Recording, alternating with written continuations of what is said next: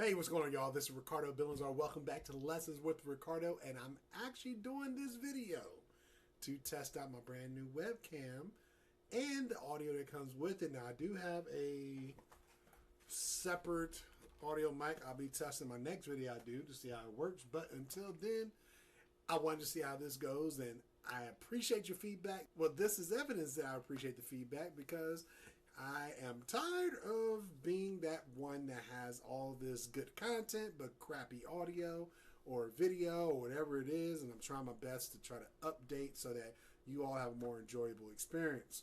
So that being said, this video is not a typical video. This is a video I actually wanted to do because I really feel like typically I try to teach you how to install stuff. Today I want to take the time to show you some practical experience you can get right now to improve, well, really test and also improve your investigative skill sets. Now, I say it that way because in the world of cyber, most of our roles have a layer of investigation to it, right? And that being said, I'm going to bring it to you in a fun and exciting way. It's a gamified approach to enhancing your investigative skill set. And it was developed by a personal friend of mine, like a little brother to me, and one of the smartest people. I promise you, it blows my mind how smart this dude is. But he just takes the cake, and he actually has done this for many years, working in cyber defense, particularly in threat intel, as well as now specializing in ransomware response. And dude, when I say he does it all, he does it all. It blows my mind. I want to get into his game. So his game is KC7. Let me share my screen. So KC7 is the game we're going to be playing. The website is as it looks up here, just KC7Cyber.com. I did go to the team page. We go right over here. So a free cyber detective game. And what I love about this is you can sign up. You know me, my channel is all about privacy. You can sign up with any email as long as you don't care about follow-ups and stuff like that, because honestly, they don't do any validation checks on this, and they did it because they want to make sure that your privacy is kept and that you don't have to worry about that kind of stuff, right? So we sign up with any email we come up with. You can use one of your registered accounts with Google or Microsoft, but if not, no big deal. Let's just create an account. I'll even show you how fast it is right now. So username, we're just going to do tester123. Well, 1223. Let's go with that. Tester1223. And then we're going to do email, mine45@gmail.com. I have no idea if that is even taken. Password, I'm just going to do password 1234. Exclamation point. I'm telling you all this because it does not matter. That's my password. Agree the terms. No, I don't want to get email because I don't know where I'm going to get the information. I just don't know if I'm ever going to get the information again anyway. And I forgot just that fast my account. All right, but luckily, sign up for an account, immediately get logged in. And when I say there's a great number of challenges, I have not really done all the levels. But as you could tell, this is a brand new account anyway. Now, if I understand correctly, if I remember right, you have to get to a certain level before you can unlock the next set of challenges. But let's start with easy, and we'll go with a wrap beef. Now, what I like about the layout of this is they walk you through everything to get you up and running. So they walk you through how the scenarios work. They walk you through how to answer a question. They give you tips on how to get the proper response, and they give you what you need to query the database that is a part of this game. All that's saying 25 minutes is expected time to do this.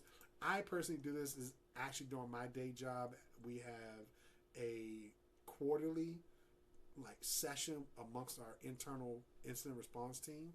I use this platform to actually make it a fun, interactive experience across my team where we just take the scenarios here. We try to guess as to what direction it's going, and we also talk about what questions we have based on the facts and data we've uncovered as we go through the scenario. So, and then we also tie to what information we would be able to pull out of our current data set. So just a little tweak, a little twist you can play with if you already are in the field and you want to just see how well it aligns to your current capabilities. I mean, there's always different ways to do things. I mean, you don't have to play directly by the rules here, but if you do, the rules are very well laid out. Let's say join the game. Cool. A rat beef. And here we go. So this is what I'm talking about. So I'm just going to type ready. I'm not even going to read this part, even though I love the fact that it guides you through.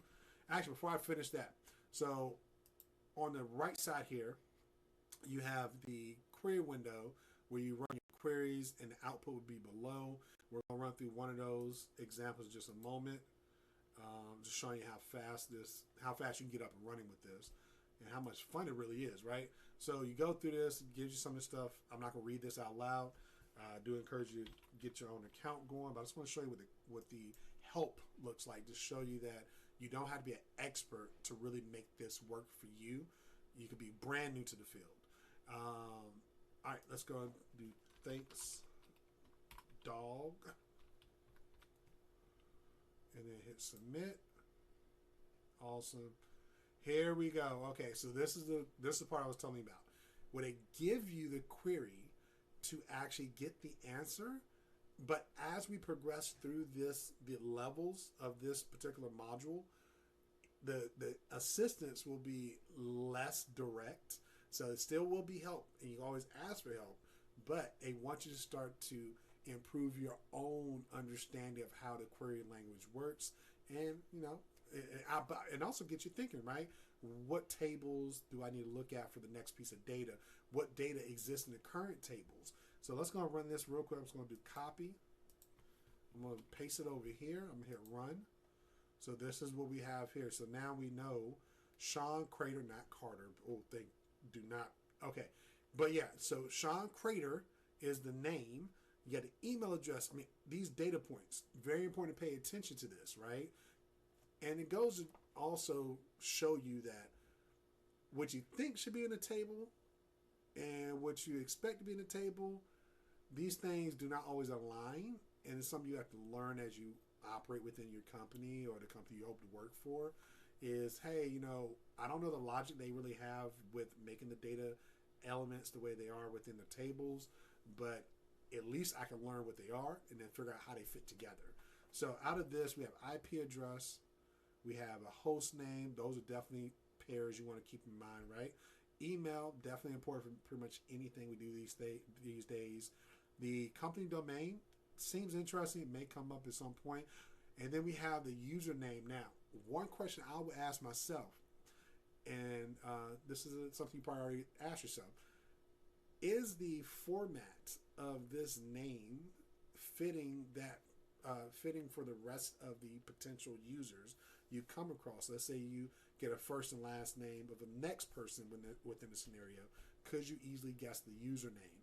But anyway, so there you have it. I didn't want to go through the entire thing. It's only 25 minutes. If you want me to walk through a scenario with you and go through the whole thing, drop a comment. All right, so as a reminder, I really wanted to test out my new equipment, but I was hoping you would enjoy KC7 Cyber as an opportunity to learn how to improve your skill sets, investigative skill sets, and potentially make your way into the cyber field or any adjacent field that would leverage this type of skill, right? All right, so there you have it. Thanks so much for tuning in, and I'll be dropping another video. As I said before, I'll be doing LDAPs, how to install a local Active Directory running on Samba 4, but also in a secure manner, as always. So tune in for that next video. Until then, enjoy yourself and continue your journey. Let me know if you have any questions. I am happy to respond. Thanks. Bye.